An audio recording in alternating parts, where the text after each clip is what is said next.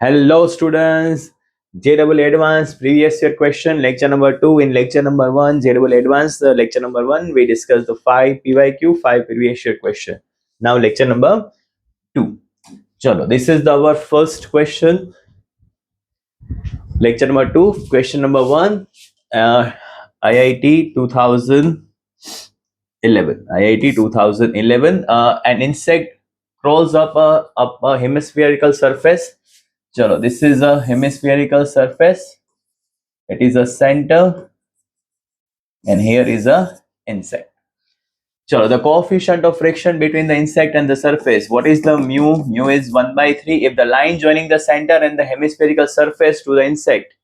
So line joining to the insect and center makes an angle alpha with the vertical. What is the angle? This is the what? This is the line joining the insect and center. And what is the angle of this line with the vertical? Alpha. The maximum possible value of alpha. We want to find alpha, maximum possible value of alpha, so that the insect does not slip is given by. चल, so this is the question. Students, insect कहाँ पे जा रहा है? Suppose insect ने यहाँ पे start किया, वो कहाँ पे जा रहा है? आगे जा रहा है. ठीक है, वो यहाँ से स्टार्ट कर रहा है, इनिशियल में यहाँ पे है, फिर वो आगे जा रहा है. सपोज यहाँ पे पहुंचा लेकिन वो स्लिप नहीं कर रहा है. So we want to find maximum value of alpha. Crawls up means यहाँ से है, पहले सपोज इंसेक्ट ने यहाँ पे स्टार्ट किया, फिर वो ऊपर जा रहा है, यहाँ पे पहुंचा, यहाँ से वो स्लिप नहीं कर रहा है. चलो, तो हम क्या करेंगे, कितना होगा? फर्स्ट सपोज इंसेक्ट का मास है m, so what is the gravitational force on it? mg. Now extend this line.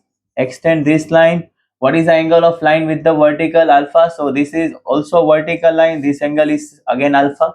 Now consider the components of mg. Here where the angle is formed, we consider mg cos alpha. Opposite we consider mg sine, and this is the insect and this is the normal force on insect. N is a what? Normal force on insect. And see students, mg sin alpha downward में है, लेकिन वो insect गिर नहीं रहा है, means opposite में एक और फोर्स लगेगा जो होगा F. F means frictional force. ठीक है, क्योंकि ये इंसेक्ट क्या हो रहा है स्टूडेंट्स, यहाँ पे देखो, इंसेक्ट डज नॉट स्लीप, लेकिन mg sin अल्फा डाउनवर्ड लग रहा है. अगर सिर्फ mg sin अल्फा लग रहा होता तो वो क्या हो जाता होगा? स्लीप. लेकिन insect does not sleep means opposite में एक फोर्स है, वो कौन सा होगा? Frictional force.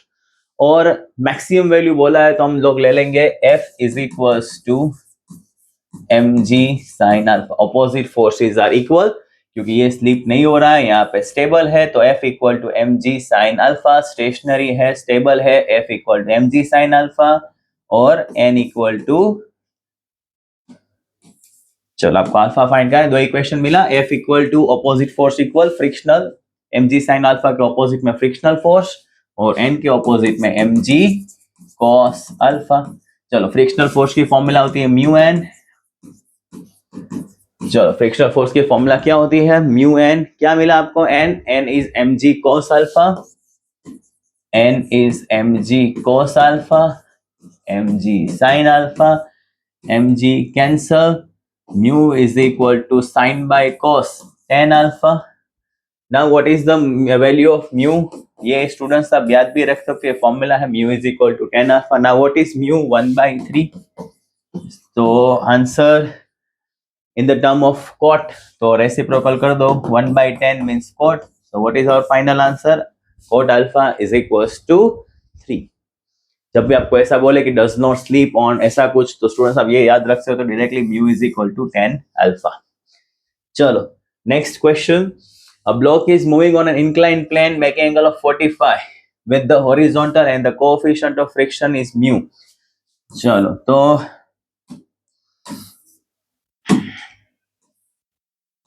ये है इंक्लाइन प्लेन.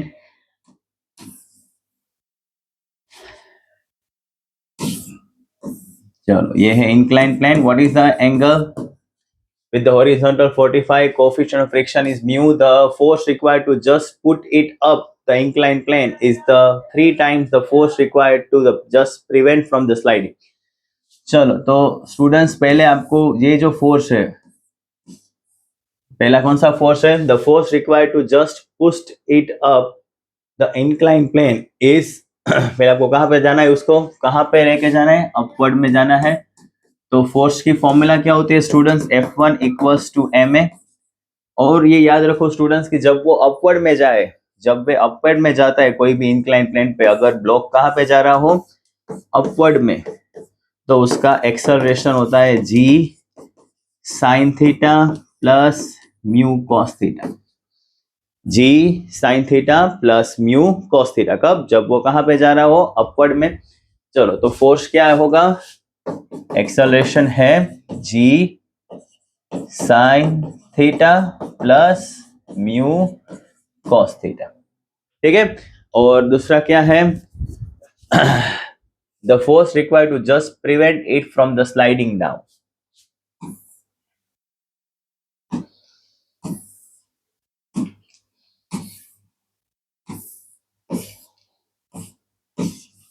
ओके तो जब वो नीचे जा रहा हो स्टूडेंट्स, जब वो अगर नीचे आ रहा हो, ऊपर जा रहा हो, तो एक्सेलरेशन ये होता है a1। और जब ये डाउनवर्ड में आ रहा हो स्टूडेंट्स, तो आप समझ गए होंगे क्या आएगा? माइनस। चलो, आप कैसे याद रख सकते हो? प्लस कैसे आएगा स्टूडेंट्स? देखो, ऊपर जा रहा है तो mg साइन थीटा डाउनवर्ड में होता है, फ्रिक्शन भी डाउनवर्ड में होता है, तो प्लस हुआ। लेकिन अगर वो डाउनवर्ड में आ रहा है तो mg साइन थीटा डाउनवर्ड में, लेकिन फ्रिक्शन ऑपोजिट में, तो होगा acceleration g sine theta minus mu. ये आपको आगे भी क्वेश्चन में यूज आएगा स्टूडेंट्स, याद रखना।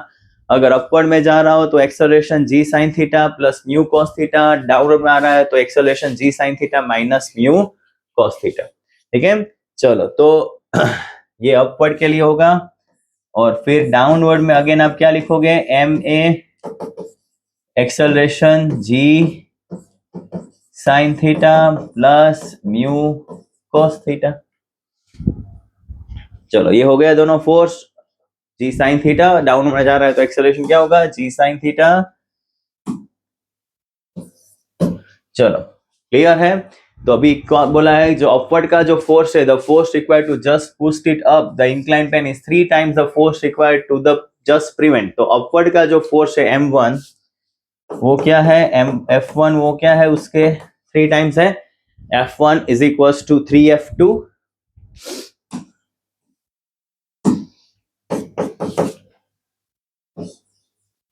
चलो, what is f1? mg sin theta plus mu cos theta. What is f2? mg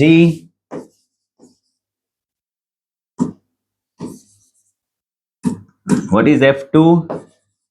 mg sin theta minus mu cos theta. mg cancel, sin 45 plus mu cos 45, 3 sin 45 minus mu. अभी student sine 45 cos 45 दोनों क्या होता है? 1/√2। तो सब में से 1/√2 cancel. Okay, चलो, तो साइन 45 कॉस 45 दोनों क्या होता है? 1/√2। साइन 45 भी 1/√2, कॉस 45 1/√2, 1/√2 कैंसल। तो क्या बचेगा? 1 प्लस म्यू 3, 1 माइनस म्यू। चलो, मल्टीप्लाई करो। हमें क्या फाइंड करना है students? We want to find n equal to 10 mu. Mu means coefficient of friction. तो पहले आपका कोफिशिएंट ऑफ फ्रिक्शन फाइंड कर दो। तो 1 प्लस म्यू 3 माइनस 3 म्यू, तो 4 म्यू इज इक्वल टू 2। तो म्यू इज इक्वल टू 2/4। लेकिन हमें फाइंड करना है n, और n क्या है? n है 10 म्यू। n है 10 म्यू, तो 10। So what is our value of n? n is a 5. This is a IIT 2011 question.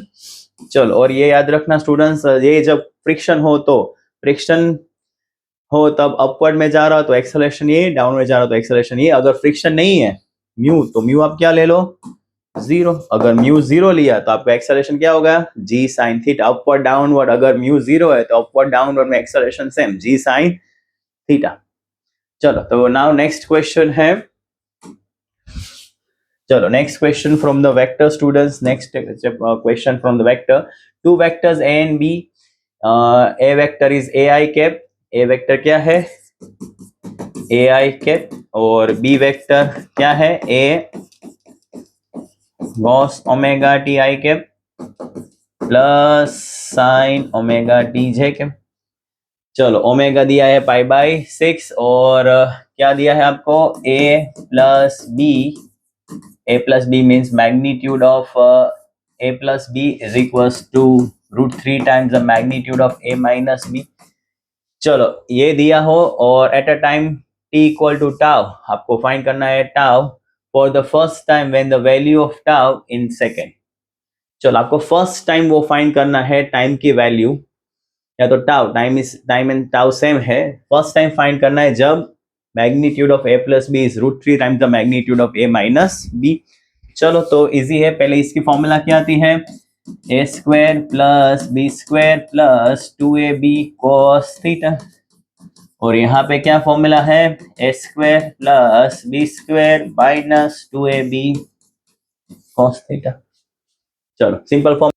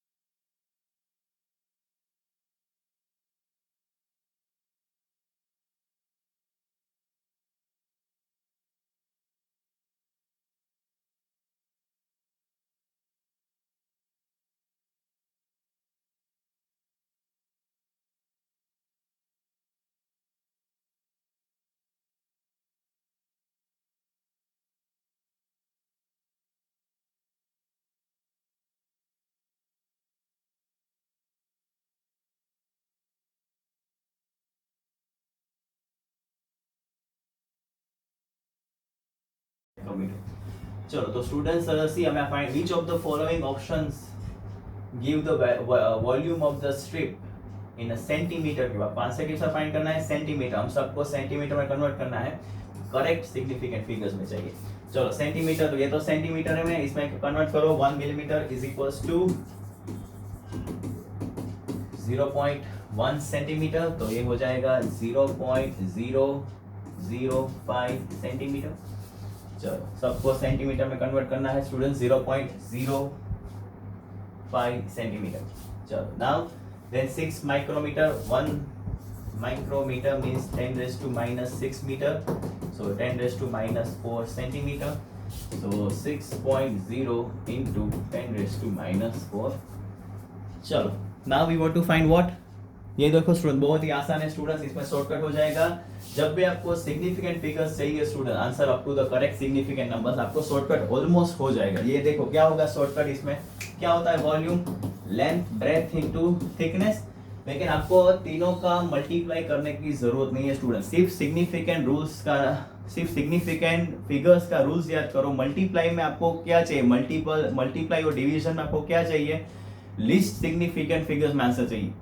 Suppose length, breath, thickness में सपोज लिस्ट सिग्निफिकेंस फिगर्स किस में है, उसमें आपको आंसर चाहिए। ठीक है, ये आसान है, मल्टीप्लाई नहीं करने की जरूरत है। देखो इसमें कितने सिग्निफिकेंट नंबर्स हैं, SF means 3 significant figures, SF means significant figures, इसमें 3 है। इसमें ये जो लीडिंग जीरोस होते हैं, लीडिंग जीरो वो सिग्निफिकेंट नहीं होते स्टूडेंट्स, तो इसमें एक ही सिग्निफिकेंट फिगर है, ये इसको बोलते हैं ट्रेलिंग जीरो। ट्रेलिंग जीरो में डेसिमल पॉइंट हो तो सिग्निफिकेंट फिगर्स होते हैं। कितने सिग्निफिकेंट फिगर्स हैं, 2। तो इट मींस स्टूडेंट्स आपको लिस्ट सिग्निफिकेंट फिगर्स में क्या है, देखो यहाँ पे least significant figures. Okay students, आपको आंसर चाहिए लिस्ट सिग्निफिकेंट फिगर्स में आंसर। मल्टीप्लाई और डिवीजन का रूल्स क्या होता है, final answer in least significant figures. तो इसमें कितने सिग्निफिकेंट फिगर्स है, 3, इसमें 1, इसमें 2, तो यहाँ पे लिस्ट सिग्निफिकेंट फिगर है 1। ठीक है, 3, 1 और 2, तो लिस्ट कौन सा है, 1। तो इट मींस हमारा आंसर किस में आना चाहिए, सिर्फ ओनली 1 सिग्निफिकेंट फिगर्स में आना चाहिए। अभी ट्राई एंड एरर ऑप्शन से करो, ट्राई एंड एरर। चलो कैसे करोगे ट्राई एंड एरर से, देखो यहाँ पे कितने सिग्निफिकेंट फिगर्स हैं, 3.2 में 2 सिग्निफिकेंट फिगर्स, यहाँ पे 3 में 1 सिग्निफिकेंट फिगर्स, यहाँ पे 3 सिग्निफिकेंट फिगर्स, यहाँ पे। तो हमारा आंसर किस में आना चाहिए था, लिस्ट सिग्निफिकेंट फिगर्स। लेंथ में 3 है सिग्निफिकेंट फिगर्स, ब्रेथ में 1, थिकनेस में 2, तो लिस्ट में क्या था, 1। तो आंसर 1 सिग्निफिकेंट में एक ही है, देखो। तो ये होगा आसान, सिर्फ रूल से हो जाएगा, मल्टीप्लाई करने की जरूरत नहीं है। क्लियर है क्वेश्चन? चलो ऐसे और भी क्वेश्चन करेंगे हम लोग। चलो तो लिस्ट सिग्निफिकेंट फिगर्स में आंसर आ रहा है ओनली ऑप्शन बी, 1 सिग्निफिकेंट में ऑप्शन बी है। चलो नेक्स्ट क्वेश्चन है हमारा 2022 IIT, ये बहुत ही इंटरेस्टिंग क्वेश्चन है स्टूडेंट, IIT 2022 का क्वेश्चन। चलो projectile, it is a question from the projectile motion. A projectile is fired, a projectile is fired from the horizontal ground with a speed v and the projectile angle theta when the acceleration due to gravity is g, the range of the projectile is d। चलो कितनी range है और कितनी speed हमने throw किया है, v, कितनी speed है, थीटा, थीटा एंगल है, speed v, angle with the horizontal, range, range mean distance covered on ground, और यहाँ पे एक्सेलरेशन है g। तो रेंज की फॉर्मूला क्या आती है, range means u square sine 2 theta by g, और ये होगा उसका मैक्सिमम हाइट। वो क्या होता है मैक्सिमम हाइट, तो क्या आपको पता होगा, मैक्सिमम हाइट होता है u square sine square theta by 2g। अगर स्टूडेंट्स आपको प्रोजेक्ट एंड मोशन में डाउट है कुछ भी, तो उसके भी वीडियोस है यूट्यूब चैनल पे मेरी, वो आप रेफर भी कर लेना। ठीक है, प्रोजेक्ट एंड मोशन के वीडियो आपको मिल जाएंगे। चलो तो ये है इनिशियल। अभी हमारा क्वेश्चन क्या है, if at the highest point in its trajectory the projectile enters a different region. चलो ये अभी कहानी में ट्विस्ट आ गया है, देखो क्या बोल रहे हैं लोग, हाईएस्ट पॉइंट पे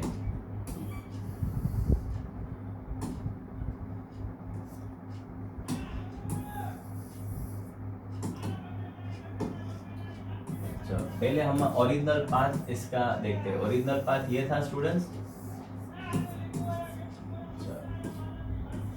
लेकिन क्या बोला इन लोगों ने, हाईएस्ट पॉइंट पे, if at the highest point in its trajectory the projectile enters a different region. Highest point पे डिफरेंट रीजन में एंटर किया, where the effective acceleration due to gravity, थोड़ा ग्रेविटी कम हो गया, पहले g डैश था वो g था, अभी वो क्या हो गया, थोड़ा डिक्रीज हो गया। देन द न्यू रेंज, आपको बोला है न्यू रेंज क्या है। चलो तो new range is d dash equal to nd। चलो अभी देखो स्टूडेंट्स क्या हो रहा है यहाँ पे,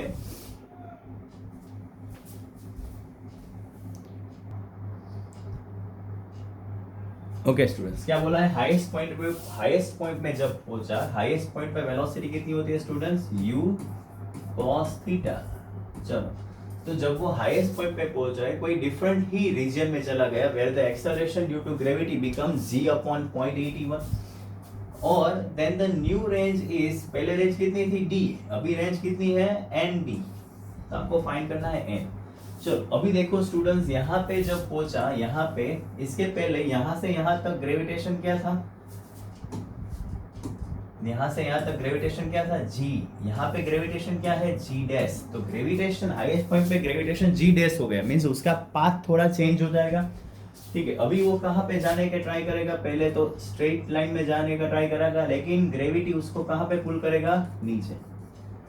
तो यहाँ से उसकी जो रेंज है स्टूडेंट्स, टोटल रेंज क्या है, ये क्या होगा, मैक्सिमम हाइट होगा, वो मैं पहले लिखा है। तो यहाँ पे जो रेंज है स्टूडेंट्स, ये वो कितना होगा, देखो यहाँ तक कितना होगा रेंज, पहले कितना था d, तो यहाँ पे कितना होगा d/2। अभी ये जो रेंज है उसमें आपको height to ground projectile motion का कंसेप्ट लगाना है। क्यों height to ground, height to ground में हमने क्या पढ़ा था, हाइट टू ग्राउंड भी आपको ये YouTube चैनल पे वीडियो है, उसमें मिल जाएगा। हाइट टू ग्राउंड में क्या होता है, ये यू से ट्रैवल करेगा, फिर वो कहाँ पे जाने का ट्राई कर देगा, हॉरिजॉन्टल में, ग्रेविटी उसको यहाँ पे पुल कर देगी, और यहाँ पे जो रेंज थी वो क्या थी, ut। तो ये जो रेंज है वो होगा ut स्टूडेंट्स। ये यहाँ से ये हाइट टू ग्राउंड, देखो ये हाइट टू ग्राउंड से साथ मैच कर रहा है। देखो हॉरिजॉन्टल वेलोसिटी कितनी है, u cos थीटा है, लेकिन फिर ग्रेविटी कितना लगा, g डैश, वो इसको कहाँ पे पुल करेगा, नीचे। तो इसका पाथ हो गया, देखो सेम। ठीक है, क्यों थोड़ा दूर पहुंचा, क्योंकि ग्रेविटी कम हो गया, तो थोड़ा दूर जा रहा है। तो टोटल रेंज कितना हुआ, total range d/2 plus ut, ये जो न्यू रेंज है वो कितना हुआ, d/2 ut। क्लियर है। चलो तो अभी टाइम कितना होगा, ये जो टाइम है नीचे आने का, सपोज ये हाइट कितनी थी, maximum height h, maximum height कितना है hm,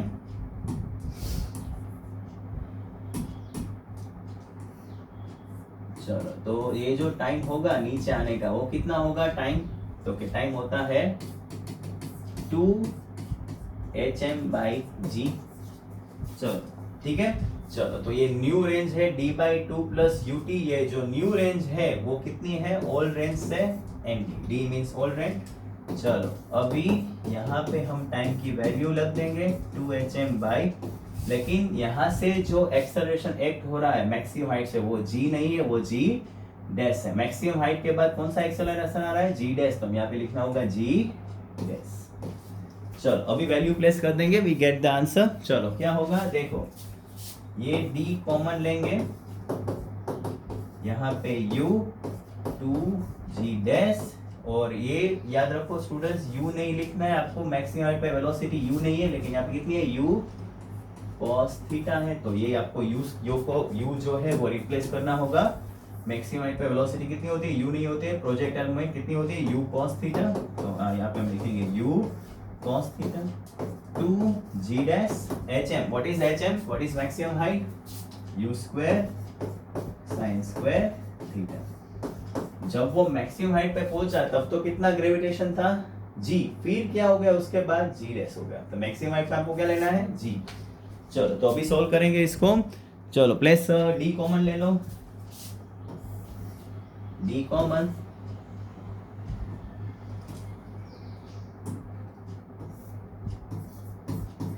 n-1/2। चलो यहाँ पे ये 2 कैंसल, ये 2 कैंसल, u cos थीटा, फिर u स्क्वायर का रूट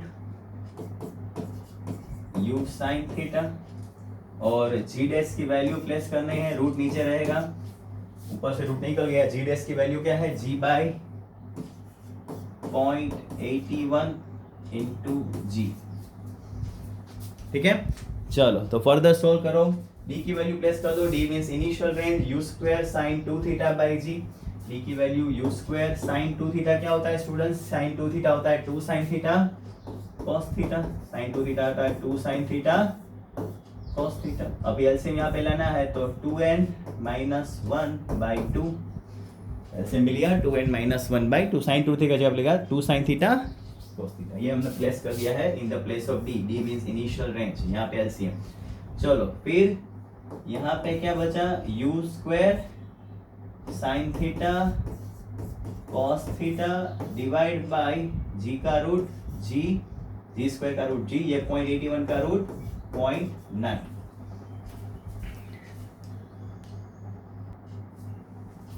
चलो तो final answer you square cancel, sine theta cancel, cos theta cancel.